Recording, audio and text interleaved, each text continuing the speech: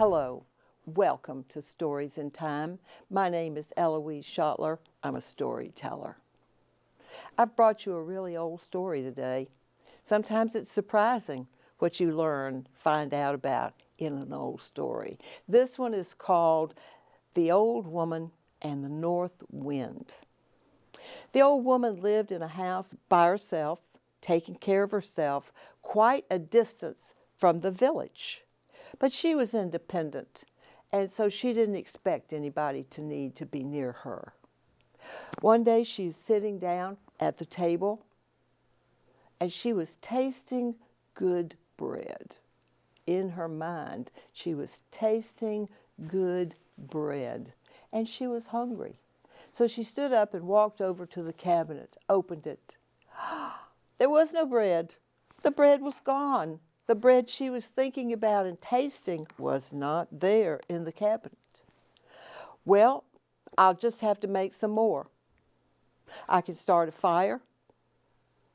I'll make my dough. It'll be rising. And I'll make the fire when the dough starts to rise. She opened another door in a cabinet. There was no flour. I was sure there was flour here. What am I going to do? I'm tasting that bread. Do you understand me? I'm tasting that bread. I'll take this bowl and I'll go next door, down the road, and I'll borrow some flour. My neighbors are kind people. They'll give me some flour. So she took her bowl, she walked outside, and it was about almost a mile down that road to get to another house. But when she got there, she knocked on the door, and the woman opened the door, smiled at her, and she said, "I'm so sorry to ask you, but I'm out of flour, and I really want to make some bread. I'm hungry for bread." And the woman smiled and gave her some, just enough. So she thanked her and started out back toward her house. And she was walking along, thinking of the bread she was going to be making and how delicious that was going to be, when the north wind came down from nowhere and just and scattered all of that priceless, precious flour to the four ends of the earth. There was a white cloud all around her as it disappeared. Oh, she was almost home when that happened. So she went into her house, she sat down, she put the bowl on the table, and she thought, now what shall I do? I can't make bread because I have no flour, even though they gave me flour. And she sat there and she rested. And then she said, I'll go again. I'll go the other way to my other neighbor who's up the hill. I can't ask the same one for flour on the same day. So she rested, and then she picked up the bowl and she started out. And she walked up the hill. And when she reached the house, she knocked, they smiled, and they gave her some flour. And she turned and she was on her way back down the hill, thinking of how good that flour was going to be as she made bread. And just as she reached her house, the north wind scooped down again. And it took that flour right out of her bowl. And another cloud blew up around her as that flour was blown to the four ends of the earth. What am I going to do? She sat down at her table inside. She thought about it. She was panting. And she was mad. This has been one of those days when things just aren't working out right, she said to no one, just into the room. The first time that the wind took it away, I was aggravated. Now, the second time that the wind has taken away the flour, I am feeling angry about this. I want the flour back. I'm just going to put on my robe around my shoulders to keep warm, and I'm walking up out there until I reach the north wind.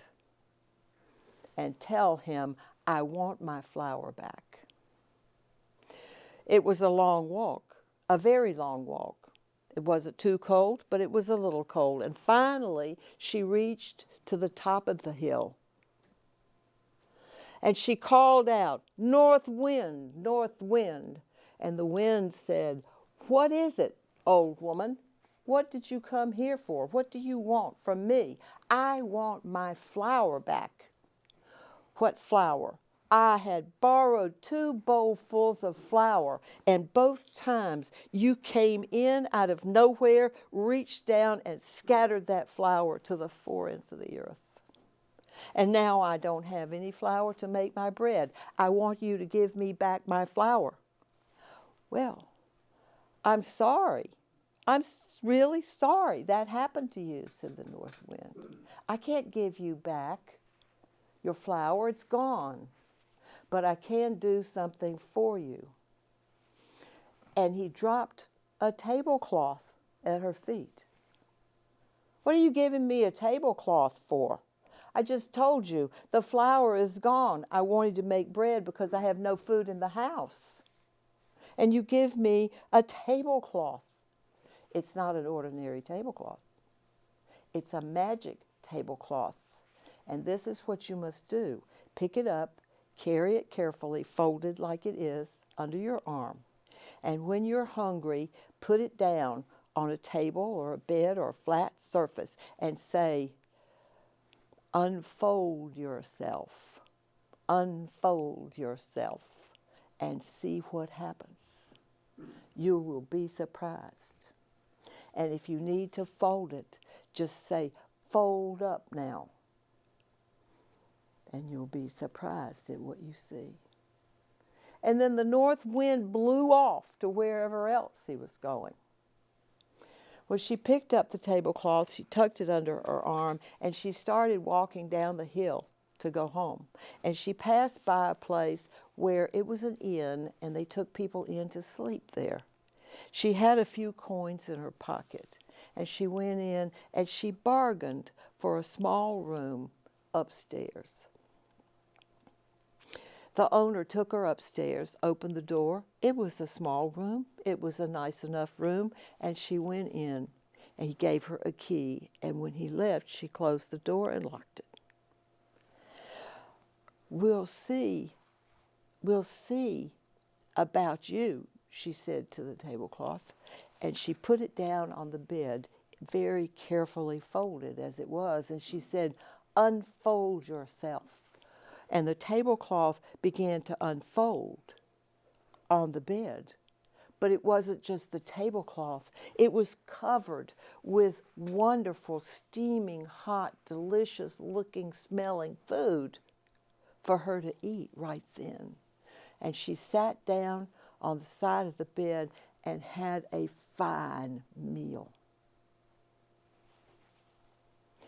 Well, the smells that were coming from that delicious food didn't stay in the room. They slipped out through the keyhole and wandered. They just blew right down to the bottom floor. And the owner could smell them. "Those don't smell like any of the smells we have in this place," he said to himself.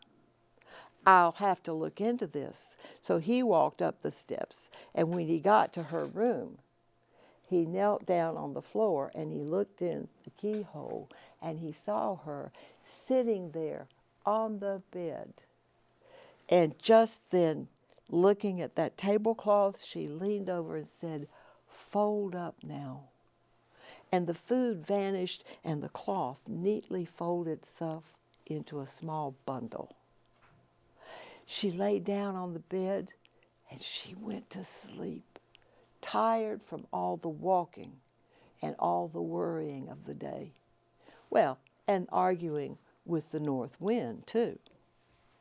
He went downstairs and he thought about it. And later he came back up and he looked through the keyhole and she was asleep. He took his key and he opened the door very quietly and he walked over and he could hear that she was sound asleep. So he took the tablecloth and slipped it under his arm. The next morning she woke up.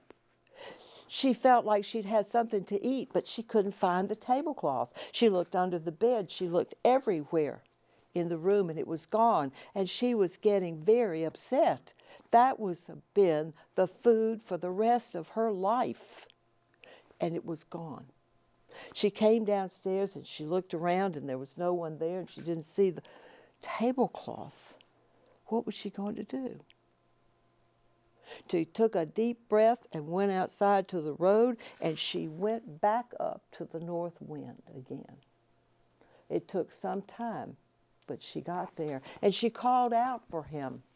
North wind, it's you again. What is the matter? Did you not like the food? I love the food. The food was wonderful, but this morning when I woke up to have more of that wonderful food, the tablecloth was gone, and I think someone took it during the night. Well, I can't do anything about that. Or maybe I can, said the north wind. And he dropped a stick in front of her. Take this stick. It's a magic stick. Take this stick. Go back to the end and find the thief. How am I going to find the thief? Find the thief with this stick. Just lay it down on the floor when you get there and say, dance, stick, dance. And that stick will find the thief. Well, she walked as fast as she could to get back down there before the tablecloth should just disappear forever. And when she got in there, it was in the afternoon. And there was a party going on. There were people there. There was food on the table. The tablecloth was on the table, and it had covered itself with its delicious food. She put the stick down on the floor. What did he say I should say? Then she remembered. Dance, stick, dance.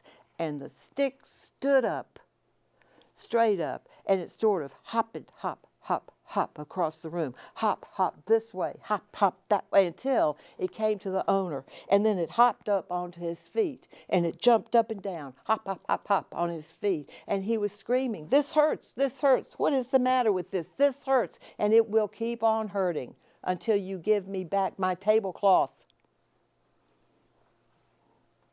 All right. And he walked over and he said, I did take your tablecloth. I'm sorry. Here it is.